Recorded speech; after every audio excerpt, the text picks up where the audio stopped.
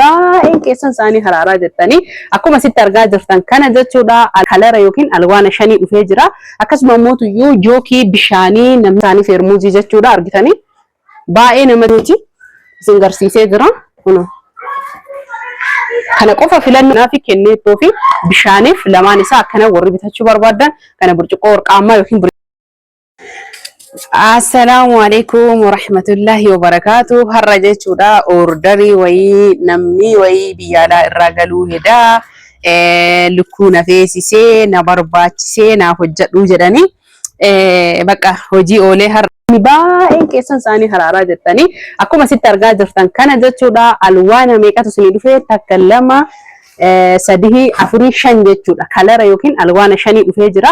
Akkasuma immoo jookii bishaanii namni baay'een quality kun chaayee forjidiin isaallee jira, quality illee jira, quality nuuf fidi jettanii mee jookii dursee jechuudha. Saanii feermuuzii jookii kana jechuudha argaa jirtanii yeroo baay'ee warqaammaa qofa filattanii burcuqqoo bifa bishaanii waliin inni kun hedduu bareeda. Furdinni isaa baay'ee namatti tola. Akkasuma immoo warqaammallee hin jira, lamaan dhufee jira. Lamaaninu yoo barbaadan ni argattanii meek caalaa kana cinqitan tokko irratti akkuma sitti argaa jirtan abbaa sadii isaanii haraara diizaayinii faashina tahee fi yookiin ammoo hedduu namatti tolu akkuma argaa jirtan kana jechuudha. Banuun isaa anaayyuu jalqabaaf na dhibee kun cilfaa isaatti cilfaa wajjin dhufee jira. Kunoo hedduu namatti tola. Biffee keessa kaa'uuf illee akkuma sitti argaa jirtan kana kanneen waraqaa irraa hin baafne kalarii sadiin dhufee sadiin isaatu kalarii hedduu bareedaa namatti toluu fi baay'ee miidhaguudha isin agarsiisa. Kunooti saayiziin isaa ammoo jiddu galeessa hedduu guddaallee miti hedduu xiqqaallee miti namatti tolaa jechuudha. Gabaabamatti akkuma beekan isaaniin haraaraa hunduu akkasuma isin jechuu barbaade itti aansuni ka itti aanu kunoo isa kana kunoo isaanii feermuuzii jechuudha argitanii baay'ee namatti tola argitanii. Saayiziin sadaffaani isa kana kunooti hedduu kan namatti tolu. Afraffaan cilfaadha jechuudha. Hordoftoota fi kabajamtoota kiyyaa kana qofa osoo hin tahin kan afuriin dhufe illee hin jira. Namni jaalattanii jettan kunooti kalarii lamaan dhufe amma iskiriinshuuti yoo gootan qaayana obsa isin garsiisa. Diizaayinii kana jalaa kaasa. Isa kana kalarii kana waan hedduu jaaladheefi kunooti akkuma sitti argaa jirtan kana bismillah akkuma sitti argaa jirtan kana kalarii lamaan dhufe jechuu kunillee abbaa abaabooti. Inni isarrallee guddaa kunoo inni xiqqichi kana jechuudha. Kunoo argaa jirtanii lafatti isin guure isin garsiisa.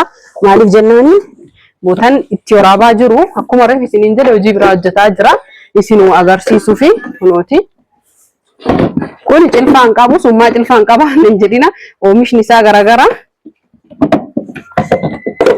kunooti argitanii kunoo guddaa xiqqaa jechuudha.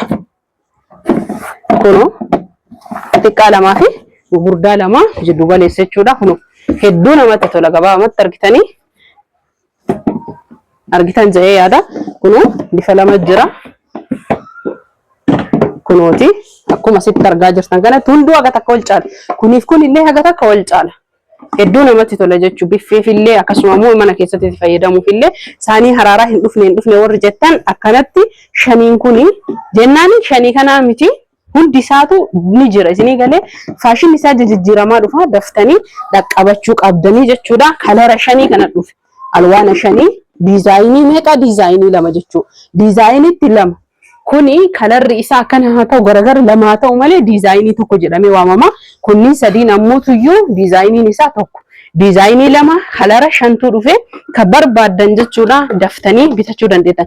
Qarshiin isaa meeqa horii jettan inni kuni qarshii 8,200 inni kun ammoo tuyyuu 7,800 kun 7,800 isinii galee hedduu bareeda. Kunoo maashaallah tabaarakallah jala isaallee namni jaalattanii jettan kalariin osoo isin jalaan dhumin kalariilee kanneen ajajadhaa isiniin jedhaa. Kunoo alwaana hedduu namatti tolu.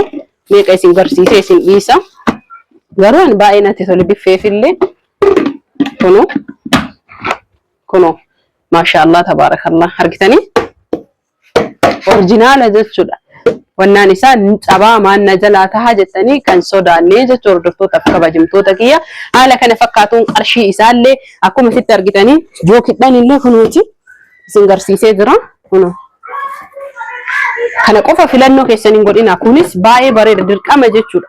kalariin kunillee nu barbaachisa kalariin kunillee nu barbaachisa yeroo hunda kanan fayyadamtanii jechuudha kanaaf kenneetoo fi bishaaniif lamaan isaa akkana warri bitachuu barbaadan kana burcuqqoo warqaammaa yookiin burcuqqoo quality bira keettan kun normal ID biratti illee ta'a hunduma waliinuun isaa isiniin jedha lakkoofsi bilbilaa kama asirratti argaa jirtan kana amma hiqaa kana orderii isaa akkuma kaartoonii asitti argaa jirtan kana orderii isaa ofirraa erguuf ofirraa kennuu fi hordoftootaaf kabajamtoota kiyya asiin ammoo iyyuu distii kenna hojjetataa jirra akkuma ganame isinirra haaluma salphaa ta'e maaliif dhaabattee kitchen kaabineetii irratti akkasiin goone hin jedhina maashinni shunkurtii kuni akka maashinaatitti xiqqoo hin qabne bismillah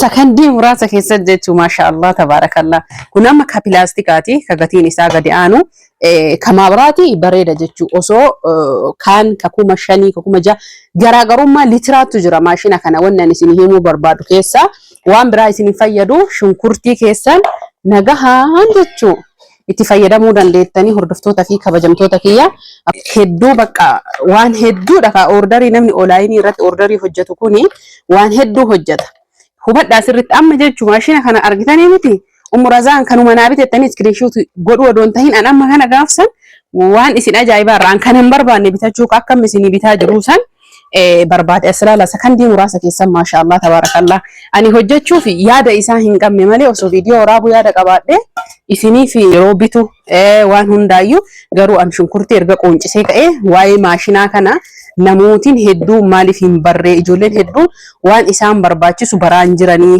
beekanii bitataan jiranii wannuma biliclicii irratti xiyyeeffataaranii mee waan calanqisaa dhiifne jechu waan sila nu barbaachisu waan akkamtuyyuu mana keenya keessa nu barbaachisaa jireenya keenya keessa akka akkamii dirqama akka namaa osoo hin tahin hiriyaan keessan kebiraa qabaatteef isin ammoo isa qabaachuun qabdanii hordoftoota fi kabajamtoota kiyya maashiniin kuni kaantu caala ka sibiila jechuun ka saaniin isaa akkanaattu jira isinii galee kana namni marti ijoollee martu bitataa jirti inni suni kiiloogiraama yookiin litiraan garagaraa kana jechuun wanni inni qabatu fakkeenya shunkurtiin inni daaku kiiloo 1 kiiloo 2 kiiloo 3 kiiloo 4 kiiloo 5 kiiloo 6 akkasitti garaagarummaa qaba jechuudha hordoftootaaf kabajamtoota kiyya akkuma kiiloon isaa wal caaluun namni kiiloo 4 bituufillee jira ka kiiloo 3 bituufillee jira ka kiiloo 5 bituufillee jira akkasuma meeshummaan isaallee wal caala baay'ee hara nama galfachiisa birriin isaa ammoo tuyyuu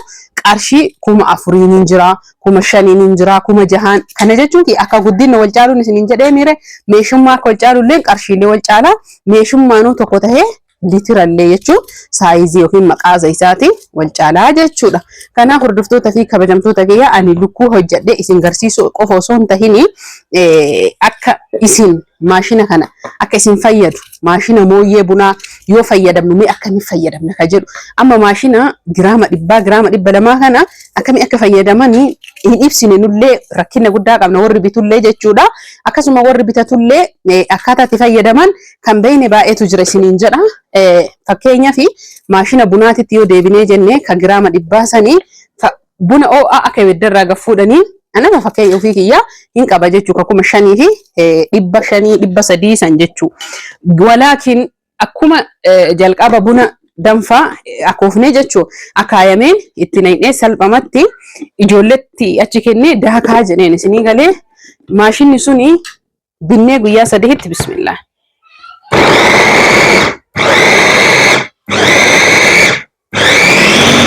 argitanii sakandii muraasa keessa jechuu amma fakkeenyaaf namni tokko maal godha maashina kana shunkurtii kana guutuu jechuu shunkurtiin kun kiiloo 10 shunkurtii kiiloo 10 kana guutuu lakki kukkutadhee bakka takkatti achuma daaka yoo jettan maashinni kun motorri isaa hara baafachuu qaba haran baafatu dhiqattanii kukkutattanii booddee sanii immoo akkanatti yoo hara baafataa innillee haga harkaan kukkuttanii itti naqxanii saanii isaatitti inni hara baafata jechuu aslaala sakandii muraasa keessatti kun amma gadi aana forjidiidha jechuudha hunda keessa ati maaliif forjidii bitatte yoo jettan yeroo tokko jechuun hin jiraamire yeroodhaaf jettee qabitattu garuu ani yeroodhaaf osoo hin tahin yeroo lukkoo jedhu mara isaatuyyuu sirriin na fayyadee jira shunkurtii lukkoo namni biyya namaa turre harkaan kukkutuun hedduu saaba jechuudha ceekutu nama dhukkubaa bakka wannuma arge wanni isin dhukkubne jiru kun sakandii daqiiqaa waan hin geenye jidduutti jechuun waan haganaa daaka.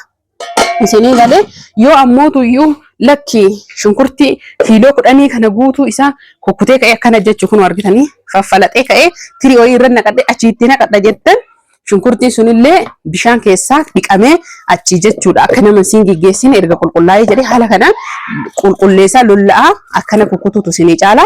Hagas yoo maashinni akkuma argitan kana jechuudha erga shunkurtii geessee jedhee kasala naa qabatee jira. Kasalli xiqqoo aara qaba. Haa ta'u malee ala keessa aduu waan ta'eef sa'aatiin kuni shunkurtii kiyya irra kaayadhee biizii taana kunooti. Argitanii maashaallah tabarakallah jechuun asirratti jechuun namootiin hedduun distii keessan distii osoo kiyya jechuun distii lukkuu osoo bitattanii maaliif yoo jettan haga rakkadhe anaaf rabbitu beekaa hin rakkadhe isiniin jedha. Ani lukkuu waxii foonii diimaa ittoo jechuudha akkasuma immoo shiroo bakka waan sirritti jechuu maal isin himuu danda'a aqbalaamu kasalaan malee hojjechuu hin danda'u istoofinii jechuudha. Istoofiin harkaa jechuun bakka naan bareechisu naallee mi'eessu osoo kiyya dinnichaa diimayyuu yeroo hojjedhu barbareedhaan kasalatti yoo hojjedhe gaafa bakka mi'aayaa barbaadan kasalatti hojjedha. Kanaaf hordoftoota fi kabajamtoota kiyyaa waan baay'ee isin agarsiisa. Meeshaa bareedatu dhufee jira waan ta'eef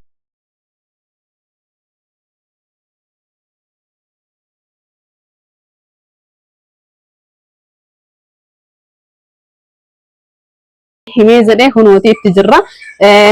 Kunooti maashaallah tabarakallah. Kanaaf hanga dhumaatitti namni na laaltan like share gochuudhaan inshallah ajajadha. Nagat toraa bulaa fayyaan faaya.